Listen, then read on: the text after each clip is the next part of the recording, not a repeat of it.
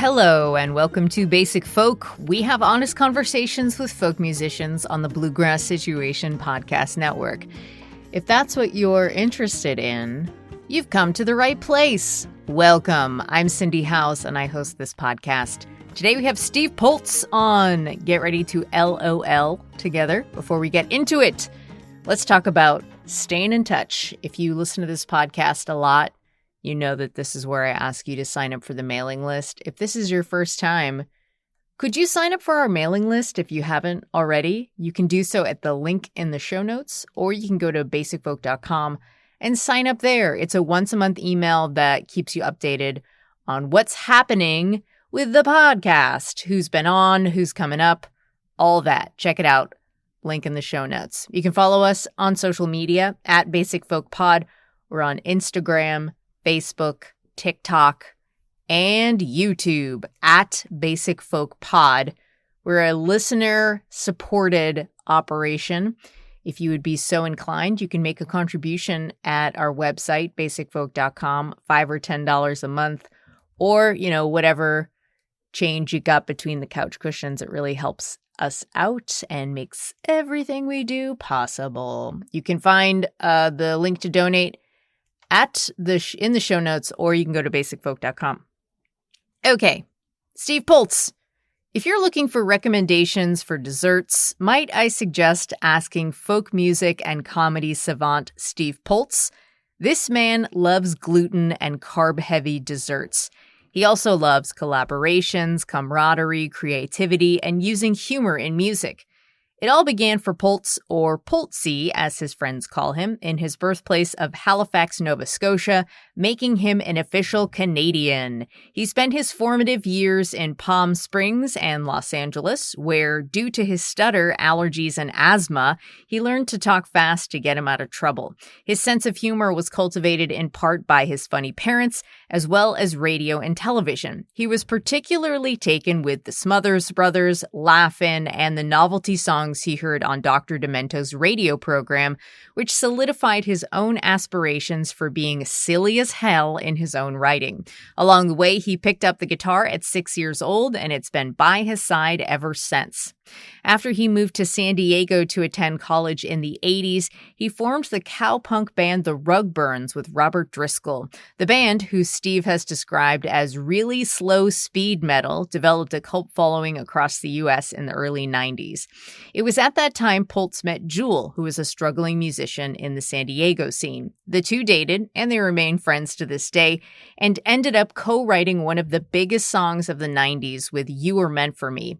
After a brush with a major label, thanks to all the Jewel stuff, he remained an independent artist who developed a reputation for a singular live performance experience. In 2014, he actually had a stroke on stage, which temporarily caused him to lose his vision, the ability to read, and also gave him a new outlook on life. Also post-stroke, he found a late-in-life obsession with the Grateful Dead. In 2016, he and his wife Sharon moved to Nashville, where he discovered that he actually does like the Nashville co-writing thing. He's written songs with people like Molly Tuttle and Billy Strings. His friend Oliver Wood of the Wood Brothers produced his most recent record, Stardust and Satellites. Here's to Steve Poltz. We're going to take a listen to a song from his latest album. This is Can O Pop, and then we'll get to our conversation with Steve Poltz on Basic Folk.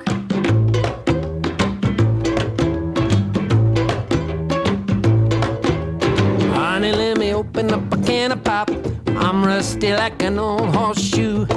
I've been working on the engine in an old chop shop. I wanna feel the fizzy rhythm with you. Had a chance to meet my love in Appaloosas, but I ended up drunk in Albuquerque. Tried to fill her head with a bunch of lame excuses. I think she knows I wanna do the herky-jerky. Honey, let me open up a can of pop. I'm rusty like an old horseshoe. I've been working on the engine in an old chop shop. I wanna feel the busy rhythm with you. So I asked to try to meet me at a Natchitoches, but a monster chased me down in Chacalaco. Then I jumped and sprained my ankle on a catfish. Now she's left me for some drummer she called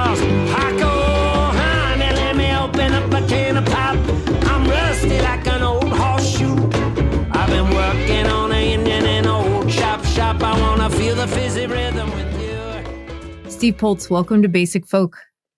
Good to be here. Some of these questions have a little bit of a setup, so let's go for it. Okay.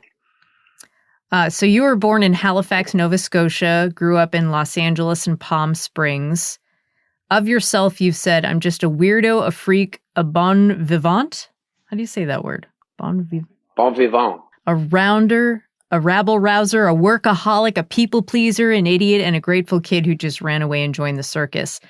So that's a lot of attributes. But where did you see those characteristics showing up in your environment during your formative years? All those characteristics you just mentioned? I would say in probably elementary school, because I stuttered and had bad asthma and allergies. And so I would get picked on. So I learned to talk really fast and get myself out of trouble. How did that work out? Pretty good. I got quick. I got quicker than a lot of the people, and I developed an imagination and was able to start playing guitar and writing songs when I was like 6. So it was fun. I always had a guitar. My guitar was always my friend. Oh, wow. Yeah, I have a question about guitars in just a second. But so you've also been called an all-around nonconformist. So like, what is your general relationship to rules? And I'm talking about like any kind of rules, either written or unwritten. I've never really liked them. I've always thought there was a way around them. Like I never liked speed limits or anything. I just always figured there was a way to do something. Even though I was told I couldn't do it, I would always try to figure out a way of how I could do it. And it seemed like everybody always told me no, but that never meant anything to me. It just meant I hadn't figured out a way of how to do it yet. And so I needed to figure out how to get around it. Like, for example, you can't live at the beach. I had an aunt that used to say that you can't live at the beach and you just won't be able to afford it. And you can't just play guitar for a living. And whenever I heard stuff like that, I loved it because it was like taking firewood and throwing it into the fire and giving me a reason to prove people wrong. Wow. Okay, I also found this quote from you that says, I make decisions really fast. I don't like to labor over them. So, Steve, that resonates with me so hard. I like to, buy the first car I test drive. I went to college at the first school I took a tour at. I bought the first house I looked at. But my wife doesn't like making decisions fast. And I usually find that to actually be a blessing in decisions. However, making quick decisions, why do you prefer that? And what happens when you're in a collaborative situation where the other person actually likes to take their time over making choices? This is a great question. So my wife is really organized and takes a long time to make a decision and exhausts every avenue and does extensive research and really comes in loaded for bear, knowing what she's looking for, knowing all the options. I don't even like to read a whole menu when I'm at a restaurant. I go, that's good. That's good enough. That sounds good. I don't like to spend my time reading it. I think I don't have a good attention span for things like that. So when I'm in a situation and I have to wait and be patient, I'm not that good at it. For instance, writing songs with somebody, I'm kind of it's like a chess game to me. I'm all the different options of where we can go, what chord choices, what words, what rhyme schemes. And so I have to really learn to keep my mouth shut and just be patient and breathe and know that it's a collaborative effort. And it's not a race. And so I can get impatient, but it's a good lesson to learn because I like it. I just challenge myself. What I do is I give myself a talking to before I go into a co-write. I'm sorry I'm using this as the example a lot of co-write, but that's what I do sometimes with people. And so I think let them say the first idea, see what they bring to the table, and don't get in the way of that. But if they don't have an idea, I'm loaded with a lot of them. and then I can step in and go, well, here's an idea I have. But it's been a process, learning to be patient and learning to wait for a suggestion that the other person will have, because a lot of times it's a lot better than my idea. And I've had to been proven wrong on more than one occasion and gone, man, that's why co-writing can be so cool, because you end up taking this song in a different direction. And left to my own devices, I'll take it in a direction that's going to be really fun for me. But a lot of times it's fun to come to somebody with an idea, especially if it's somebody that I really trust. You know, they're going to make me see it in a different way. So my impatience is sometimes a hindrance, and sometimes it's something very good, because I go on instinct and I don't waste a lot of time. I get ahead quicker to where I need to go. So I think there's a good and a bad side. Like anything, you flip a coin, there's a yin and a yang. Oh my gosh, I have so many questions about all of the things that you just talked about. Good. Yeah, like one of the questions that I had for you was discovering co-writing in Nashville. That's like what people do. There's a ton of co-writing. It's so I'm not a musician, but it seems to be how musicians and writers like to socialize and connect with each other. Like, and everybody wanted to write with you because you're the guy that wrote the hit for Jewel. And you eventually got really into it, and you've written with like Billy Strings, Molly Tuttle, Deer Tick. So it sounds like out of co-writing, you just were talking about how you learn to be more patient with people. And I'm wondering about like what you're describing kind of sounds like anxiety and being able to like control anxiety a little bit better. And that's something that you've gotten out of co-writing that might have been a surprise. So like what other kinds of things do you get out of that circumstance that were kind of unexpected for you? Well, I didn't really want to move to Nashville. And I was just speaking to somebody 3 days ago who said, oh, I didn't like the whole Nashville thing where you get together and you got an appointment and you got to write a song. And it's like this whole corporate thing, how they make you write. And I realized that guy speaking could have been me 10 years ago. And I said to him, that's not really true. Nobody holds a gun to your head and said, you have to write a song at 10 a.m. and it has to be the Nashville way.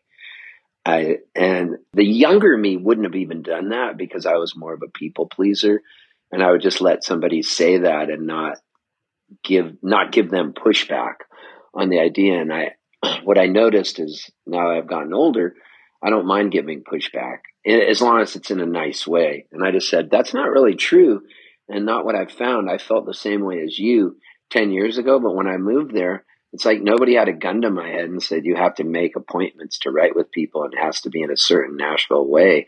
I just sort of reached out to the people that I found interesting and said, hey, we should write a song. And what I noticed was it was no different than in San Diego saying to somebody, hey, let's go surfing tomorrow.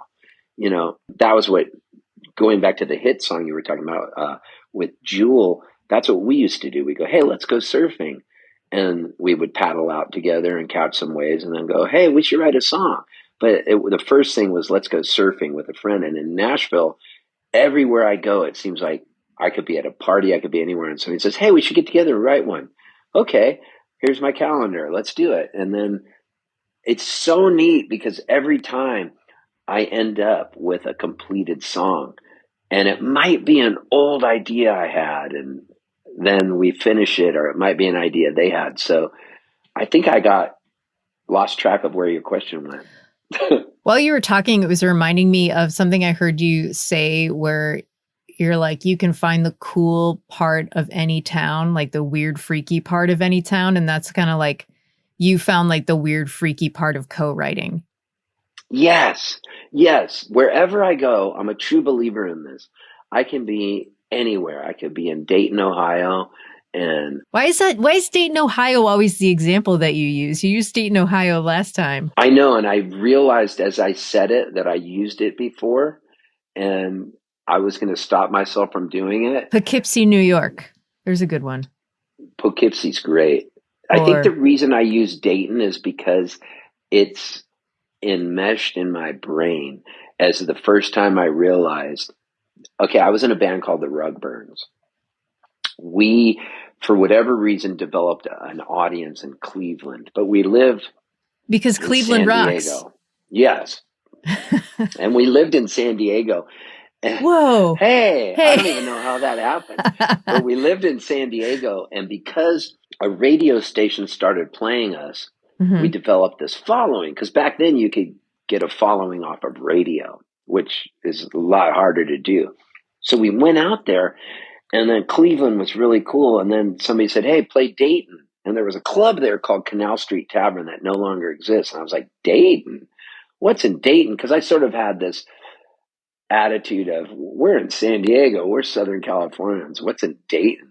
And man, I remember there was a cool little coffee house I went into, and they had a whole scene that this guy had. And I went, every city has a scene. And a light bulb went off that we weren't the coolest in California. There was actually really cool scenes wherever I went. Poughkeepsie, anywhere I would go in, and there'd be some funky little scene where people were doing crafty things. And those were the people I was always drawn to. And I would meet them, and they'd go, we've created this whole scene. Oh, we can rent out a warehouse for super cheap, not dealing with Southern California prices or anything. And people were silk screening their own T-shirts, recording songs in a garage. And those are my people. And so when I got to Nashville, I was like, this is my tribe.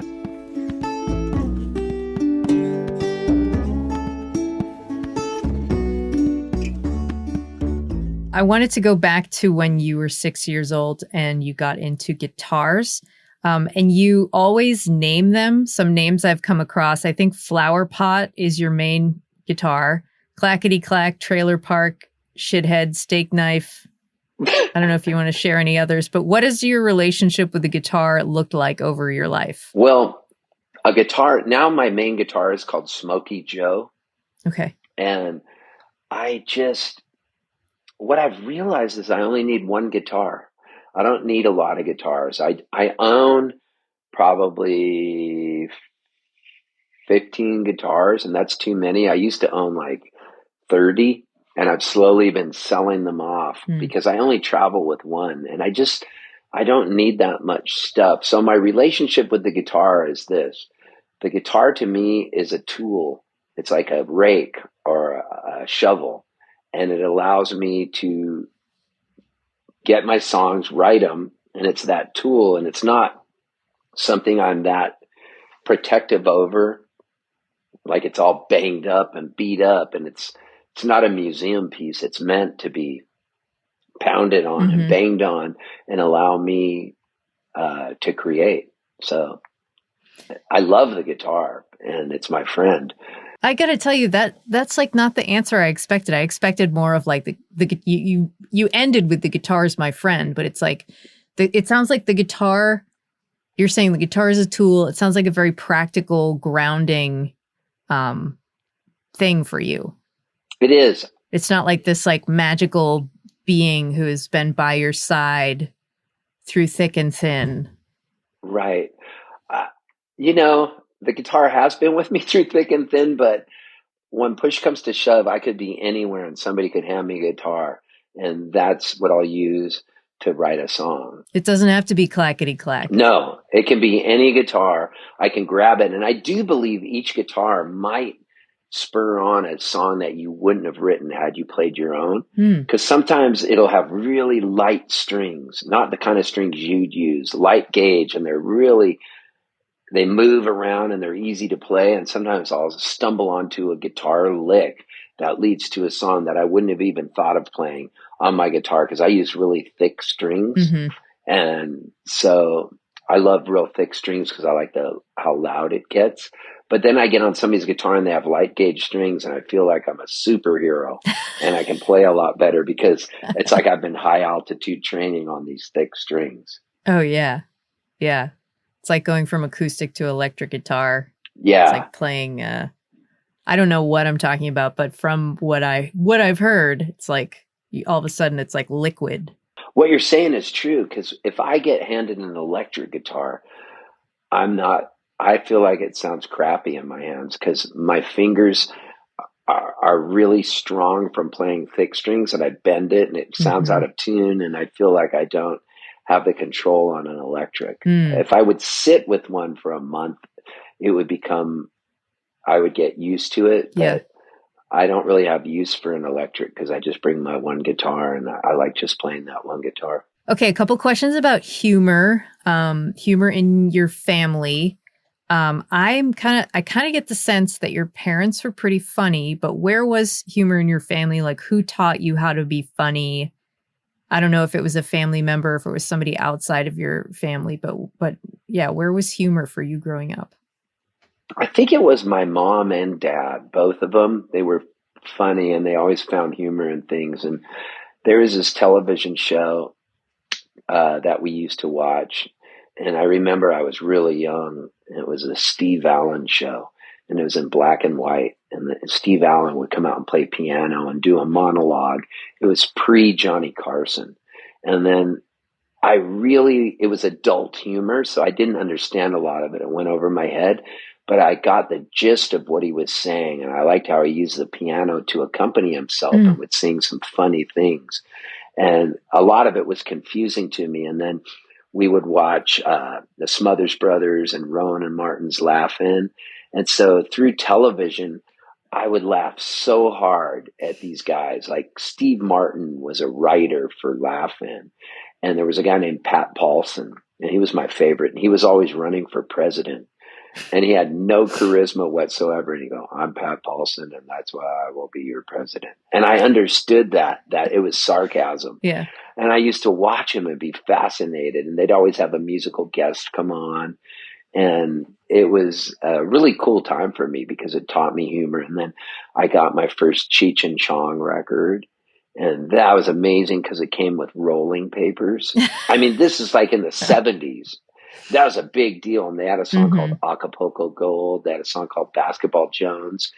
And then I got records by Richard Pryor and Steve Martin and all these different people. And I would listen to them. And that's kind of where I got my sense of humor from.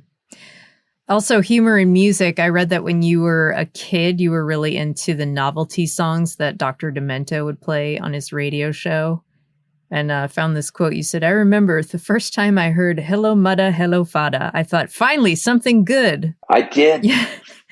What did you think about music like before you discovered Demento? And what was it about those songs that he would play that just drew you in? Well, they were instantly likable to me and they were goofy. There was a song called Shaving Cream. And every time he got to the word shaving cream, you'd think he was going to say shit.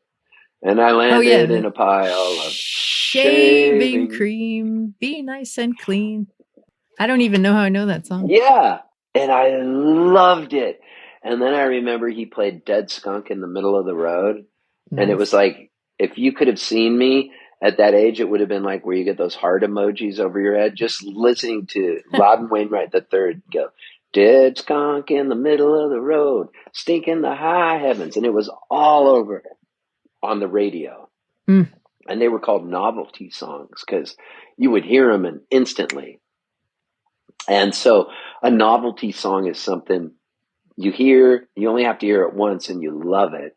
If it makes you laugh, like The Streak, the song about the streaker. And there was a song called My Girl Bill. That was really funny. And they were just like, the Wildwood Flower, about a guy who finds all these pot plants. Because it was a different time back then. So nowadays anything goes. But back then it was like, My Girl Bill. Why would a girl have a guy's name, Bill? And you would try to figure it all out and listen to it. And when you listen to that and see where we are now, you're like, God, anything that worked back then might not be as funny today. But back when you were a little kid and you heard these songs, you were like, this is the coolest thing ever. Poisoning the Pigeons in the Park by Tom Lehrer. He was this piano player and he had a whole song called Poisoning the Pigeons. And then I started getting that sense of humor and understanding it. And then when I heard Randy Newman sing Political Science, that song where he says, let's drop the big one. And he's mocking all these other countries. And you're listening to it and you're going, does he mean it? Or is he being sarcastic? Do you know what I mean? Like some people could read it in a different way. And I remember I was in the Rugburns and we had this song called I Want War. And the gist of the song is the protagonist in the story is bored. And so the chorus says, I'm so bored, so I prayed to the Lord, give me a war, because I'm so bored and I want a war. And so and he's saying how he's bored with all these countries. That was a direct descendant of those songs, but we put it in a more punk rock vein and made it sort of humorous. But then I realized some people were showing up to our shows saying, hey, we use this in the Army, in our tank. And you're going, what? Oh my God. You didn't get it. And then you realize, gosh, that was before we had the internet to divide us. People will listen to things with their own ears from their own learned sensibilities and how they were raised and might take it another way. And so everything's just a journey. You know, this whole folk game and songwriting game, it's just a journey. And it's like we're on a board, like a Monopoly board or something, and we're just trying to move ahead, roll the dice. You get stuck somewhere, your van breaks down. Maybe you realize times have changed. This song doesn't work anymore. Now I need to go here. Things that were funny back then aren't funny now. And how do I move on and keep getting with the zeitgeist of the whole situation of where we're at? Yeah. Do you watch the show Hacks on HBO? I love it. I just finished the 3rd season. Oh, so good. Oh my God, I love it. There's that episode. Anna Einbender is so good. Yeah, and so good. Gene Smart. They're amazing. I love it. I've watched this new season like several times already, but there's that episode where Deborah gets canceled at her old she went back to her university to get a degree and all of these like problematic jokes were coming up from like her past, and people were like making TikToks about them, and she got canceled. And Ava's just like, why don't you just apologize, you know, for these jokes? And she's like, you never apologize. But then she ended up apologizing. Has that ever happened to you with your work from the past? No, but I have grilled myself on stage with older songs and turned it into a bit. I recently did it with a song of mine called Chinese Vacation. And I said, here's a song that I wrote. I was on the road with my buddy Bob Schneider, and we were in somewhere on tour. And Bob said, let's all write a song called Chinese Vacation. It'll be due in 24 hours, and we'll play it at soundcheck. They'll all be different songs, but you have to say Chinese Vacation somewhere in there. So I made mine, and I named a whole record Chinese Vacation. And so the other night I was playing, and I realized it was kind of fun to analyze this song and see if it still worked today when it was written in the 90s. And I did it as if I were a college professor, and it was really fun to analyze each verse, the bridge, and see, was there a verse that was problematic that would get me canceled? And there's a line in the 3rd verse that says, what the hell are you trying to feed me? Is it pork or is it poodle? And then I go, canceled right there. and so we were discussing the song, and it was a really fun way to do it, because some people will be in the audience and say stuff like, fuck cancel culture or something. You know what I mean? Like, that's like the knee-jerk reaction for some audience members might be, fuck cancel culture. And then somebody else in the audience will say to that person, hey, fuck you. And I don't want it to be that. So if somebody says that, I go, no. I like stuff like this. I like it that everything changes. I think it's funny. It's like, what has ever remained the same? What worked for Steve Allen in the late 50s, who I alluded to earlier. I was born in 1960, but my earliest memories were like around 63 when I was 3 years old. And so what worked then doesn't work today. And the true answer to the whole thing is the audience. Is it still resonating with the audience? Does it make them laugh? It might make one audience laugh somewhere in the middle of Missouri in some small town, but it might not make people laugh the same way in San Francisco, California. And so it's fun to analyze that and go up. It's like a game to me. So lyrics that have been whatever, if you want to call them problematic, I like to dissect them and talk about it on stage, because I think this whole game is funny. Like where we're at and how everything changes is humorous to me. And everything's going to always change.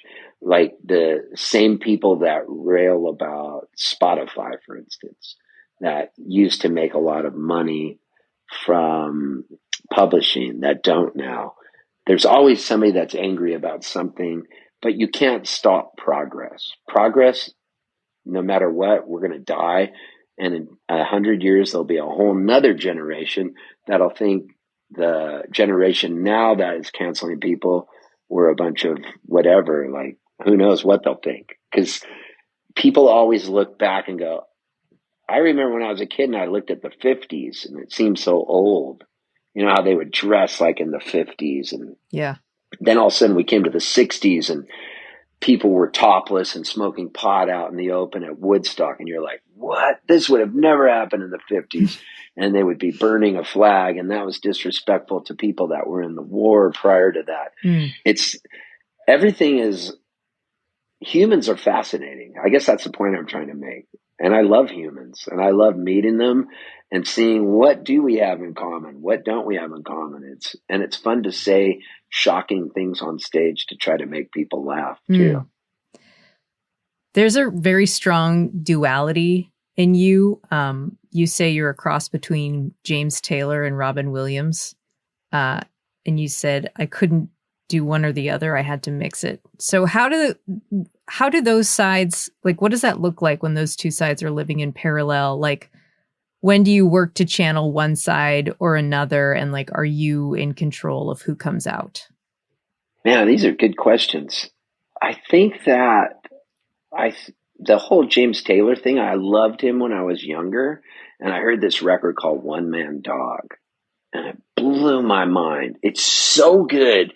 And the reason it's so good is because of the way it was recorded. It's kind of punk rock. It's rougher around the edges. It's not so slick. I feel like James got real slick later. And it's got this vibe. And I loved it. And I tried to start writing songs and I wanted to be like that. But what I learned was I can't be like that. Only James Taylor can. Otherwise you're like a wannabe James Taylor, and that never goes well. That doesn't bode well because he's already cornered the market on James Taylor. And then I listen to like Robin Williams and I liked his stream of consciousness. So people have come up and said a quote to me before, you're kind of like a cross between this, which I don't really think I am.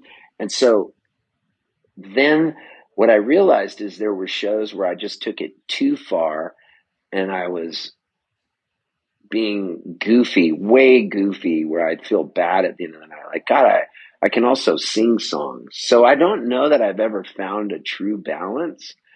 And I don't know that I ever will. And I feel like after every show at 3 a.m, I wake up for some reason and I start thinking, God, that was so stupid. Why did you do that? Next time, do this. And I'm working out the show in my head. It's almost like I'm in a writer's room learning what not to do on the next show. So it's like something that I'm obsessed with, and I still want to get to the perfect show, but it's elusive and I'm never going to get there, but maybe I make progress inch by inch. And every once in a while I have a show where I go, that was a pretty good balance of everything, because I've had managers in the past that have said, you should just be a comedian, just do talking. And I've actually had people come up and say that before. And then other people say, you know what, you have beautiful songs. You just need to do those. When I was signed to a major label, they wanted me to be more serious because a novelty song is not going to get you that far. You're never going to win the big Grammy. And so I've always had people kind of chirping in my ear, telling me what I need to do. And now I'm a hybrid, and I couldn't do either or. So I kind of like being a hybrid. Now it's just wondering what side of me wins out in the whole race of it. And I like to even discuss it on stage and make it kind of super meta so that it's happening in real time and I'm explaining what I'm thinking about in my head, because I never use a set list. So I don't know exactly what's going to be talked about and where it's going to go. And sometimes I fail miserably, and it's really fun to fail. Failing's the best part. Oh yeah? What do you like about failing? The humor in it, because none of this is that important and it makes me laugh. And it's fun to tell the audience, like, try something and go, man, I thought this was going to be so good. And then you get a laugh because the audience knows what you just said sucked, but you're admitting it. And that makes it even funnier because things that are real are really funny.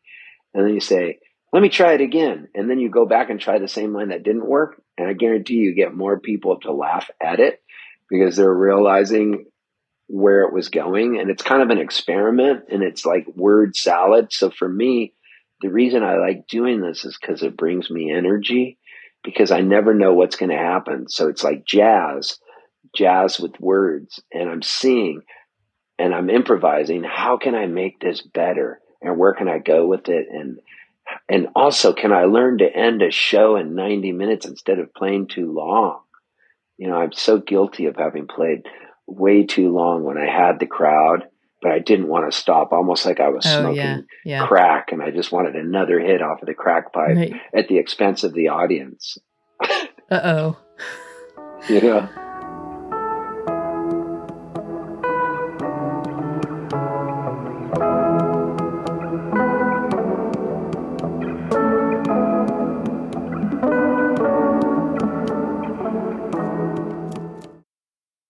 I'm wondering about, like, we were talking about like co-writing and collaborating with someone on like big decisions, and like you are just amazing at being wildly hilarious on stage. We were just talking about that. You're like a successful one-man show when it comes to comedy and being on stage. But how are you with like interacting with other people's humor? Like, what is your favorite kind of humor to vamp with? Well, a lot of times in this folk racket, they'll put you on stage at a festival in the with round. Maybe two other, in the round. And so you'll be in the round, and I love it because then you really get to improvise. And I love to see what somebody's going to do and try to draw something out of the person next to me and not outshine them, but make a rising tide lift all boats. And so what I love is hearing what they're going to say and then talking about what they just said and maybe interviewing them with a funny question. And what did you eat for breakfast? And maybe somebody doesn't normally talk that much, but usually after my in the rounds, they'll be saying, man, that was actually really fun. And I like trying to nurture somebody to talk, to speak and get something out of them. So I love it. Yeah. And I love vamping off of what other people say. And if somebody started to write a song live on stage, that's really fun too. You could always give me a verse to try to make up because I'm fearless in that way. Yeah. Yeah. I don't get nervous anymore. I used to get so nervous that I would tank the show because my hands would be so shaky. And in my head, I'd be going, that person in the front row hates me. That person hates me. That guy's girlfriend hates me. And I would have that voice in my head talking. And I think anybody who performs can sort of relate to it. But now I've learned I don't really care. I'm just like going to do what I want to do. Yeah, good. And see if it works. Good. I hate that. I hate that you are thinking that people in the audience hate you. No good. Oh, it's a horrible feeling. Yeah. All of these, like the ways anxiety manifests in people's brains. I think a lot of it came from wanting to be cool and wanting to be liked. Mm-hmm. And so I would put too much pressure on it. And then when I realized, somewhere along the way, I realized, guess what? Not everybody likes you. It's not that big of a deal. Yeah. But if you hew true to who you are in your inner core, whoever needs that is going to get the vibration of it, because comedy and music and notes have a vibration, and that vibration is something that you can't touch. Scientifically, I don't even know how it works, but there is something that happens with people, and they're side by side in the audience where there is a communion happening. And if you can hew true to who you are and it's honest on stage, it's going to resonate with somebody, and then they're going to come up to you after the show and go, when are you playing again? I'm bringing 10 of my friends. But it's a long journey to get there. I mean, I'm 64 And I'm still like on my path and going, that's why I don't want to die, because I want to see 5 years from now, what is it like? Like, where is this career? That's so amazing. Let's see if we can do one of these. Can we get it to happen again? Oh my God. It didn't happen for me. It only happened for you. I wonder why. Maybe I'm not. I don't know. Maybe I'm too angelic. Maybe. Well, speaking of angels, you grew up Catholic. Is it okay to broach this subject? Always. Okay, great. So some things about you. You almost became a priest. OMG. You have talked about being fascinated with the Latin Mass, the way a church smells, which I totally get that. Also grown up Catholic, the holy water, the solemn feeling of the idea of God, that there's like something scary and dark about it. So what has been your history with the Catholic Church from when you were a little baby up until right now? Well, I'm so glad I was raised Catholic. So glad, because I really believe it made me who I am with the way I look at things, because there was like confession you'd have to go to. Ooh, you're going to confession. And you get in this dark booth, and on the other side of the booth is a priest, and the priest opens this screen, but it's a dark screen, and all you see is his outline. But you know it's the priest from the Mass. And then you have to say, "Bless me, Father, for I have sinned. It has been 2 months since my last confession." And I would always have to like act like I'd been to confession sooner than I had. It might have been a year. Yeah. And I'd be so nervous the night before, and I'd have to say what I did. I didn't want to confess to too much, but I wanted to confess to enough where it didn't sound like I wasn't getting everything in there. So it allowed me to learn how to work the system almost as if I were a defense attorney representing my own client, which is me, inside that thing, and confess to enough crimes, but just enough where I'm only going to get probation and not get excised from the church and told to leave. So it's like, can I give him a one God's name in vain? Yeah, I can do that. And what did I do? Can I steal a piece of gum from the liquor store? I think I can confess to that. Okay, 5 Hail Marys, 7 Our Fathers. And then I remember the first time I left confession, I said to my mom and dad and my sister, I just feel much cleaner. Because I think I heard another kid say that, you just feel cleaner. And I really bought into the whole thing. And, being in the church, the stained glass, looking at those dramatic pieces of art of, Jesus and all the different journey he had to be on, where he would do that walk and the incense burning, and then looking at what, then Jesus rises, on Easter, and he's crucified, and the Last Supper, and everything is just so dire looking. And like the priest knows what you're thinking. And then Jesus is up on a cross in the church, and he's got a crown of thorns with blood coming down. And I was an altar boy, and if I didn't ring the bells, then he wouldn't change the wine into Jesus's blood. And then the host, I needed to ring the bells to make that Jesus's body. And I wanted to eat his leg because I wanted the dark meat. And I was the last kid in line, and I thought it was all going to be gone. I mean, I bought into the whole thing, the nuns, everything. And so I really love I was raised that way, because it was like they took a little kid and brainwashed him and gave me this guilt, which allowed me to write these songs and have these fantasies, and allowed me to find my own way out of this thing that they had dragged me into, this muck of all this guilty religion, and then find my own way and eventually go, whoa, here's where I'm at now. But I'm glad I have all that, because it sure is funny to talk about on stage. And a lot of people sure can relate to it. Yeah. And I would sacrifice anything for a bit and for a story.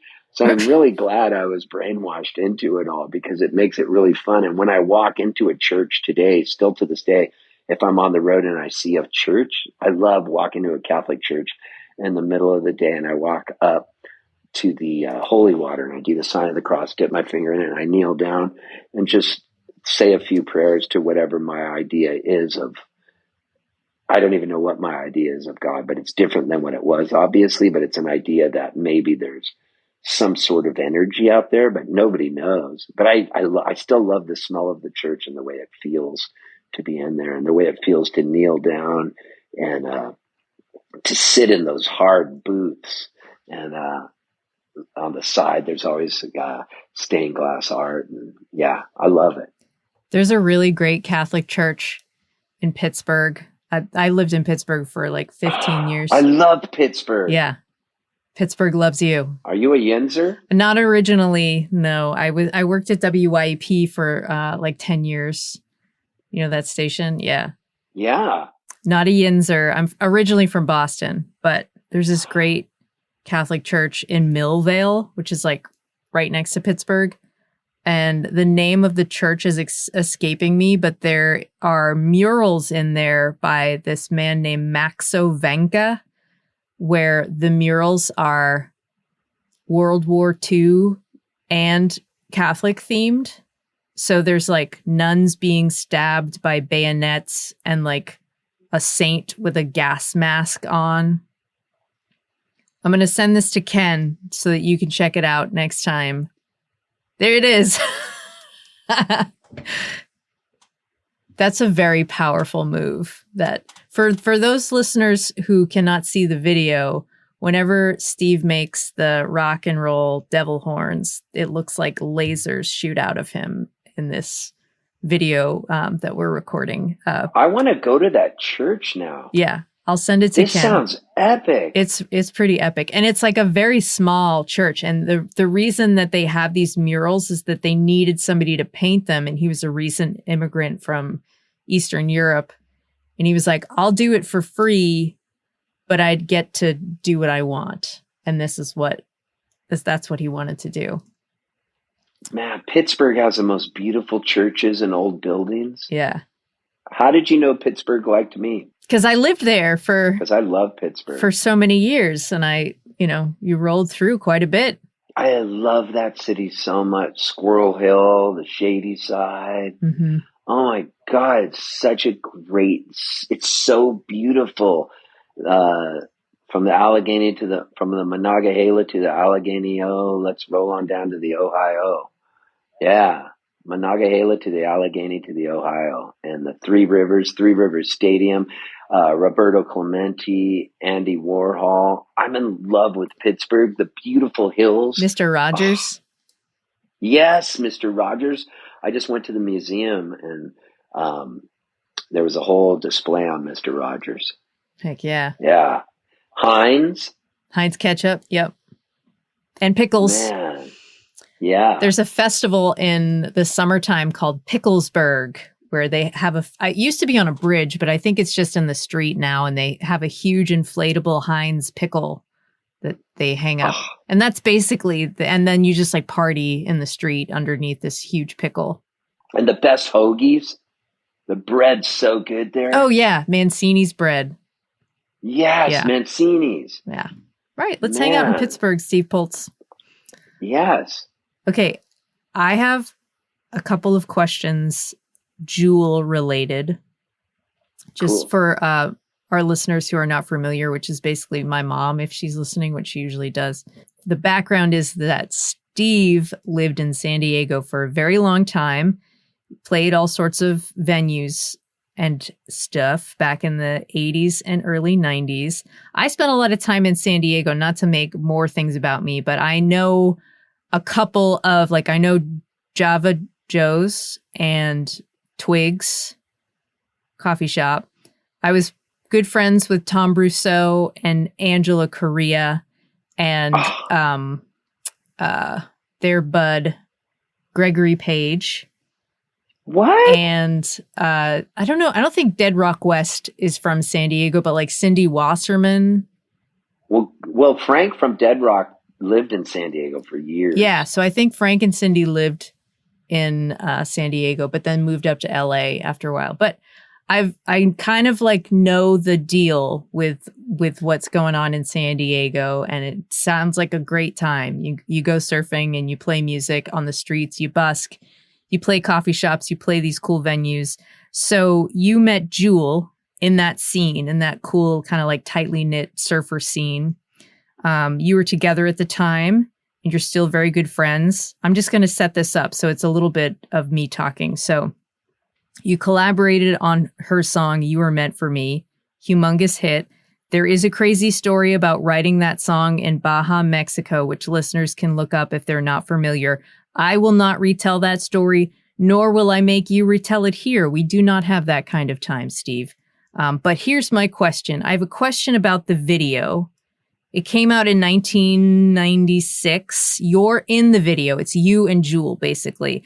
On rewatch in 2024, it is a very smoldering and tantalizing video of two very hot, youthful people. It's also very sad and very serious, which I think is like basically the opposite of your current vibe.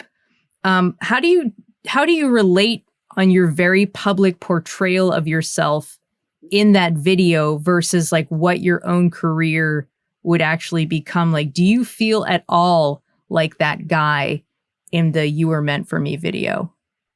God, you ask really good questions. Thank you. Okay.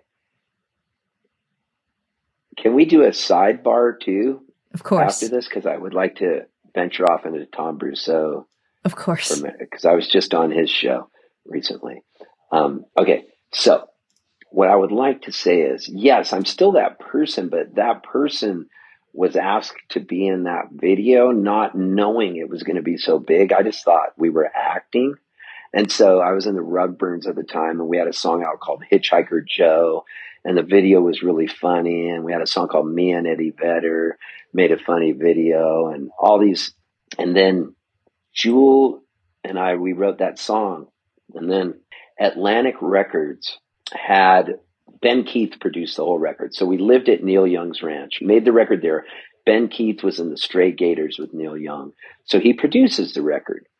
And then afterwards, they say, You Were Meant for Me is a hit. And so they get Sean Penn to direct the video. And then the video didn't, for whatever reason, didn't go over well. It just didn't. I don't know what happened. And they must have spent $200,000 on it. Atlantic Records did. You know, back when they would spend so much money on stuff. Yeah. So they said, hey, we want to redo it. And then they redid the song, and Jewel sang it again, but they kept my guitar part and got Flea to play bass. So Flea from the Chili Peppers played bass on it. And then they said, hey, we want this video to be more sort of a longing, like you were meant for me and I was meant for you. Let's get a guy in there and have him not wear a shirt and kind of be behind her and blah, blah, blah. And they said we could get some people to come in. And then I think Jewel said, how about this guy? And then they said, oh yeah, that might work. So then they said, hey, you want to be in this video? But her career hadn't taken off yet. And so I just thought, yeah, I'll be in this video. Nobody's ever going to see it. It was like anything else. I thought nothing ever gets seen. What does it matter? So I'm in the video and they say, look more forlorn, look sad, be this, be brooding in the background. So I was just sort of playing a role, you know, and we had, I think that was after we had kind of split up anyways. And so I probably was a little bit sad, but we were in the video, and then the video ends up going nuts because the song ends up being crossing over to pop radio. And it was like, this thing exploded like nobody thought it was going to. And so everywhere I went then, it was like, that's the dude from the Jewel video at the certain time, which was 96, I think it was 1996. And so, yeah, I'm still that person because I was just playing a part in there and having fun. And I didn't know it was going to be so big. It makes me laugh. It was like a winning lottery ticket, to be honest with you, because I could have never written that song without her. Right. That's a fine example of co-writing. Had I written that on my own, I would have tanked the song in a way where I would have made it funny and goofy, or had something happen horrible in it. And Jewel actually said, we're not going to Poltzerize this song. She used Poltzerize as a way I would make something weird happen in it. And So I was really lucky that I wrote it with her and was the beneficiary of being involved in a hit song. Because if I had recorded it, it would have never been a hit. And half of this whole business is timing. Mm-hmm. And everybody was tired of grunge. Nirvana had broke, Pearl Jam, and then they started getting these other bands like Candlebox and Collective Soul and all these other bands, you know. And the more that happened with those bands, it maybe you only get 3. Oh, there you go. Yeah. And for those of you listening, we just got the devil horns making wild space rays lasers. So everybody was ready for something different. And then next thing you knew, it was Paula Cole, it was Sarah McLachlan, it was Jewel, it was Lisa Loeb. I could go on, and it was a time of Lilith Fair. And so since Jewel co-wrote that song with me and she was the one to sing it, it was perfect timing. She was a star. I mean, she was great. And she sang that song, and next thing you know, it exploded. Now imagine if I had recorded it and done it, it would have probably sold 20,000 copies on a solo record, and that would have been it. So I was really lucky the day our paths crossed, because it really helped me out. A lot of times people go, oh, dude, because people want to say things like, oh, dude, that's you, man. You're the guy who wrote that. I go, no, it's not me. And I always have to correct people and go, that girl's so talented. I was lucky to be a part of the ride. And then I was involved in the video. Yeah. And next thing you know, that thing just went nuts. And it was almost like I got an endowment from the arts. And it was almost like the songwriting God said, give him one song, but don't have him sing it because he will end up dead.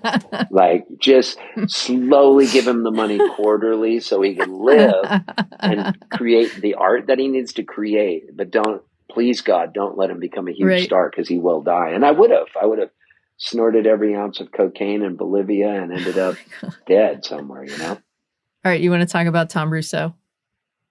Yes. So I was just on his show in North Dakota. He's got a public radio show. What is your name again? Cindy. Yeah. Do you see it? What's your last name? House. Cindy House. That's what I meant. Last name. Oh, yeah. So Tom, when he came to San Diego, he moved there from North Dakota. Mm-hmm. And he actually sought out Gregory Page because he knew Gregory Page was doing some stuff that was folky, and he was in the whole scene. And there was a scene in Java Joe's and Twigs and Lestat's. There was everybody was playing these coffee houses, and there was all these people, and there were bands that had started to break bigger. Like during the Seattle thing, right after that, there were grunge bands, and then folk kind of went nuts a little bit because Jewel got a deal, I got a deal, and then Jason Mraz moved to town, and he blew up really big. But Tom Brousseau was always my favorite, and Gregory would play me his stuff, and then I became good friends with Tom Brousseau, and I know Angie, and she's so good, and there was like a whole kind of underground scene that was more of a distant cousin to Cindy Lee Berryhill, who was in the folk world in the 80s, and then Tom Brousseau came in and started doing that stuff that was really cool, but more left field and not it. Tom's stuff didn't have that commercial thing that Jules or Jason's had. Mm-hmm. And, but it is cool to this day. He's one of my favorite songwriters. So yeah, I just wanted to do a quick sidebar. Yeah. I got his debut album, self-titled debut album in college in 2002. Yeah, he's fantastic. Yeah. And so that whole scene was happening. And, then I got that record deal, and I always kept in touch with Tom. I still do, and with Gregory. And life just went on, and I ended up eventually moving to Nashville. But I've been lucky to even forge my own little path doing this in this world and developing enough of a following where I can go to various cities from here to Australia and across Canada and have people show up and eke out a living.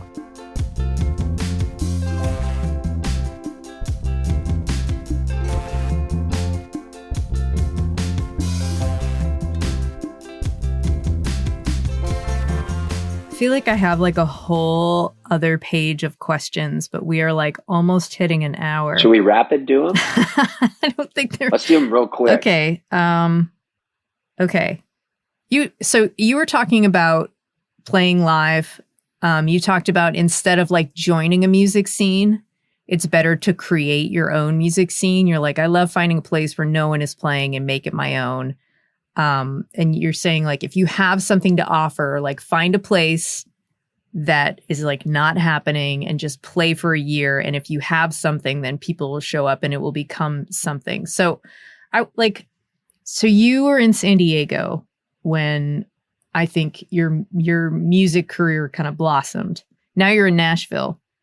So San Diego seems like a perfect town for that to happen in, as opposed to like, I just left Pittsburgh and I can't imagine that happening in Pittsburgh. Like it could happen in Cleveland. It could happen in Boston.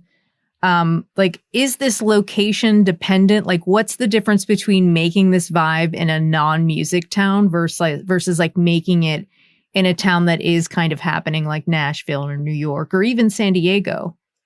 I think music, if you have something to offer, and half of it is the journey. So by finding a bar in San Diego, I used to drive everywhere and go, where can I make my own? And I found this little bar, Kelly's Pub, and I went, I'm going to go up and tell the owner we want to play there every Friday night. And so we would play there, and the shows would get kind of crazy. We were an acoustic duo. And I would tell everybody I meet, hey, I'm playing every Friday at this place. And people slowly started coming, and they had a reason to come back. And that whole part of the journey is where you really sharpen your skills, because you have to come up with new stuff. So I think you could do it in Pittsburgh. Why not? Because it's a sports town? Yeah, it's like not really a town that comes out. Oh, gotcha. Maybe you're right. Maybe I got lucky and I don't know. Yeah, I don't know. I loved what you were saying, though. And like, if I were a young musician person, I would definitely try that. Like, I think it's good advice. You know, why not? Why not try it?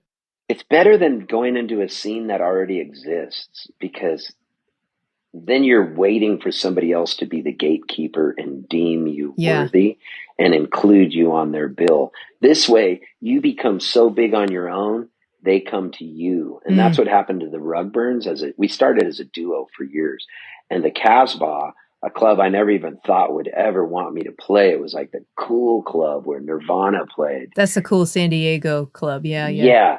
At the original location, Casbah, I was like, they would never want me. I started my own scene. Next thing I know, after a year, the Casbah came to us because they heard there was a scene happening. Went, hey, you want to play the Casbah?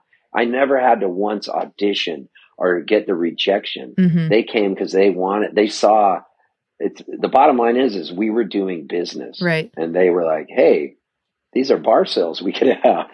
This is a capitalistic business at its core. Life is capitalistic. Wait, when you don't start talking about capitalism. Okay. It'll never end. I know. But this business is kind of like you sink or swim on your own. Somebody can say, I'm going to give you a grant to make music, but a lot of it, what it comes down to is, are you going to play and are people going to show up to see you? It's weird. Mm-hmm. It's magic. Yeah. I can't even understand it. But at its bottom basic line, it's capitalism, because it's like the bar wants to sell alcohol. We hate to even think of that's what it comes down to. But are you putting butts in seats? An agent doesn't want you if you're not putting butts in seats. And it's like, what came first, the chicken or the egg? How do I get an agent? They go, well, you got to get some butts in seats. The agent's going to be in charge of you. But how can I get butts in seats when I don't have an agent to get me in the club? Get butts in seats. Like, everything takes care of itself if you can develop a following. That's why I tell everybody, just find your own bar where there's no pressure.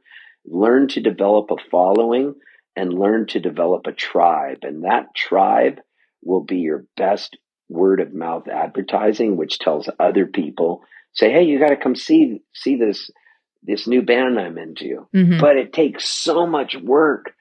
It's so much work that you have to love to do it. That's the fine print But it does take a lot of work. Yes. Like, because when you're talking about this, I'm like relating it to like me starting this podcast in 2018, where I'm like, no one is giving me the kind of opportunity that I want in order to talk to musicians like this in like a long form, deep, serious way. And also to be able to lift up and highlight folk artists that I think are really important. And so, you know, in a sense, it's like, it's the same kind of thing where you just like make your own opportunity. So even if you're not a musician, like wherever you are, make your own opportunity. But like taking that advice that you're throwing out there, I think is excellent advice that I don't hear very often. And I don't hear it very often articulated as finely as you articulated it. Now, listen, I have one more question. Actually, I have two more questions. I want to talk about your fashion sense and I want to talk about your stroke. Okay. All right. This is the stroke question. You had a stroke in 2014 on stage. You lost your vision. People thought you were joking when it was happening, but you weren't. You went to the hospital. You were there for 7 days. Eventually you got your vision back, but like weird things were happening. Like you couldn't read anything, but that came back. You found this like new deep obsession with the Grateful Dead, but then you were like scared to do anything because it might happen again. The doctors are like, you're absolutely healthy. We don't know why this happened. But you're like really kind of like vulnerable in a way that you've never had before. Like you'd cry at latte art at the coffee shop. Now the way that you talk about it, you're pretty funny about it. Like when were you able to be funny about your stroke? Oh my gosh. Man, you do such research. This is the greatest podcast ever. Like seriously. Okay. So I was able to start joking about it kind of right away. I have a real gallows sense of humor. So like I already started turning stuff into a little bit, like with the nurses that would come in, like trying out stuff. And then with like what were the bits you were trying out with the nurses of like day 4 in the hospital? Kind of like saying stuff like, is this English or is this hieroglyphics? Because this is making no sense. Oh, right, because you couldn't read anything. Yeah, is this saying blah, blah, blah, blah, blah, and kind of laughing and talking about music and stuff and seeing if I could get them to laugh because I didn't want them to worry. And then people pleaser. So I would always find humor as a defense mechanism since I was a kid. And so then when I got out, I was like scared to drive. I was scared it was going to happen again. And everything just I felt like I got a new lease on life. And, I had started talking about it to people and saying how I was turning into a bit about how if you ever want to get into the emergency room fast, just say, it's like a curtain coming down and you've gone blind and they'll fast track you ahead of a stabbing victim because the curtain coming down means a stroke. And so I would see what worked and what didn't. Some people are looking at me like, dude, that's not funny. And then I'd be like, oh, okay, I took it too far here. Yeah. And then slowly see, how can you find humor in this sort of thing? And because I would sell anyone out for a joke on stage, like for something that's funny. And it gets me in trouble too. Like I'll be on a podcast and I'll say something and somebody will say, hey, that really hurt my feelings. So I've learned to like watch part of what I said. I was on a podcast recently and someone got mad at me about something I said. And I realized I was doing it just because I wanted to make the person laugh. And I was exaggerating stuff. And I just got yelled at by somebody a week ago saying, dude, that was not very cool what you did here. Cause I wasn't like that, blah, blah, blah. And I had to go, I'm so sorry. I got to think before I say something. So, yeah. But the stroke, I was glad I survived it, obviously. And the guy did say to me, I think I turned it into a comedy bit right away because when I left the hospital, the guy said to me, he was like a German guy. And he said, we have no idea why this has happened. But next time it happened, it'll probably kill you. Nothing we can do about it. Goodbye. And so I was like, oh, this is a good bit. This is something people can relate to. And I said, my stroke doctor was Dr. Kevorkian. And I was like throwing out all these different things. Seeing it made you laugh. So I was learning bits, even in the hospital. And then my whole Grateful Dead conversion became a bit about how, because I was never into the Dead, and then how I did get into the Dead. It was like an episode of, it was like an offshoot of that movie Awakenings, where something did change in me, where the Grateful Dead's music did make sense to me. Wow. Okay, we'll have to do another episode where we talk more about that. I heard you on the Other 22 Hours podcast with Michaela and Aaron was like really getting down into the Grateful Dead stuff with you. I might have to have his help breaking it all down, because honestly, like, I'm like, I don't know. I don't enjoy the Grateful Dead for the most part, so I might need a friend to help navigate that. Well, you could get into them if you were with me. Okay. The other thing I wanted to mention is that I heard you just did an impression of your German doctor. I heard you do a couple of impressions on some other podcasts. I can't remember what the first one was, but the second one you did an impression of John Prine, and it was so good. And the first impression, like, you're very good at doing impressions. Is that like a part of your identity, or is it just something that kind of just like comes out of you and just happens? It's something that just happens.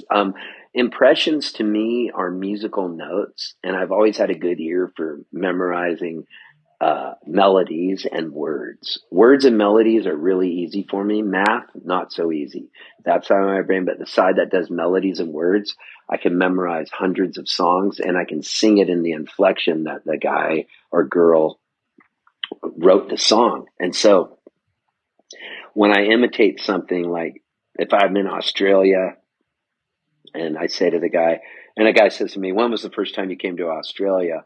And I want to answer him like I'm an Australian. I'll go, I reckon it was about 1999, because they say 1999. I always love the way they do that to try to get him to laugh. And so wherever I go into like cool little vintage stores, and I love to immerse myself in whatever's happening there. And then I'll buy a shirt. Getting back to your fashion question, stumble into things and buy a shirt or a t-shirt or a cool hat that I find on a shelf. There's really cool vintage stores. I used to like really old thrift stores like Salvation Armies and stuff, but I feel like they got picked through by pickers. And then there's vintage stores where people have done a lot of the hard work, and they charge a surcharge for it. I prefer those now that I'm older. I'm a little more spoiled. I hate to admit this, but there's a place in Sisters, Oregon. That's one of the finest vintage stores I've ever been into. It's called Big Chief Vintage. And so he charges more, but my God, the stuff that's in there is, each piece is one of a kind, but you do pay more for it. Yeah. But, so I've always loved, clothes and putting things together. This is hilarious to me that you're answering my fashion question before I even ask it. And also I asked you about impressions, and we're now talking about vintage stores. Yeah. I can really digress. Yeah. I feel like there's been a couple of times where I feel like we've circled the globe. Yes. A couple of times during our conversation. If we were to be sitting together somewhere right now and you had an open mind, I would put on a version of China Cat Sunflower by the Dead and hear a live version sort of kick in where you don't know it's coming in. It's like you're riding a wave, and then it's like, whoa, I'm on this wave. And it took me a long time to decipher what these guys were doing. And then you start hearing the groove and you just want to move a little bit, and you understand what these hippies were thinking. That's where I'd like to. Okay. We'll start a Grateful Dead podcast. All right. It's on. Okay. We were talking this long already? Yeah. An hour and 15. So let's do a lightning round, and then I'll let you go forever. Then you can have your life back. All right. Steve Poltz, where is your favorite coffee shop in San Diego? In San Diego, I would have to say my favorite coffee shop is a place called Lofty. And there are 3 locations, but my favorite location is the one right across the street from the Belly Up Tavern in Solana Beach, California. And the reason I like Lofty is because they also give you a beautiful side salad with gorgeous heirloom tomatoes and perfect poached eggs. And I love the bread they use, and they make a great flat white. What is your favorite Nashville treat? My favorite Nashville treat is a place called Dozen Bakery. And I like to go there on Sundays, and they have the most beautiful croissants, and I consider myself a croissant snob. And they have these Cougan Amans, and they have croissants, and they have chocolate croissants, and it's one of and their almond croissant. I love that place, and their bread is so good. You're a big carb person. I am. I love gluten. If you were a flavor of ice cream, what would you be? I would be Jenny's ice cream, and I would have to be 2 of them. And I live right by a Jenny's ice cream, and Jenny's is spelled JENI''S. And there's one in East Nashville right by where I live. And I always get darkest chocolate, and I get honey vanilla bean. I take a scoop of each in a bowl, and I put on flaky sea salt. And then my wife gets these organic Rice Krispies. They're not Rice Krispie brand, but some organic brand. I pour those in with it, and I slice up a banana and put on some sliced almonds. And the darkest chocolate melts into the honey bean vanilla, and I'm addicted to it. What band would you like to join? Any band in history, not the Grateful Dead. The Replacements. Okay, good one. Okay, this is the last one, Steve. What cartoon character are you most like? I would say I am the coyote. always getting blown up and somehow escaping danger, and then going beep beep and showing up again. That's the Roadrunner that makes that noise. The Roadrunner I meant. Okay. Oops, I just kicked that thing. So you're I meant the Roadrunner. Yeah, the Roadrunner. Okay. I'm the Roadrunner. Yes. Okay. Beep beep. I didn't mean the coyote. I was thinking of coyotes because I've been going on my walk in East Nashville, and there's been a lot of coyotes lately, and the coyote's chasing the Roadrunner. I like the Roadrunner because the Roadrunner always lands on his feet. Makes more sense. Yeah. Steve Poltz, we have made it to the end of the interview. Congratulations. We did not. This was so fun. See. Come on. Devil horns. I have to look up exactly how you did. You've been allotted your amount of, I don't know how it happened. Now we have to pay for them.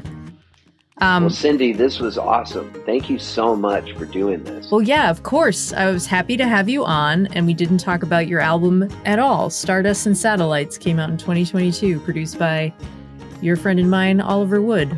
He's not really my friend, but I really like him. Oh, he's great. Great. Today's episode was produced by Anthony Cabrera.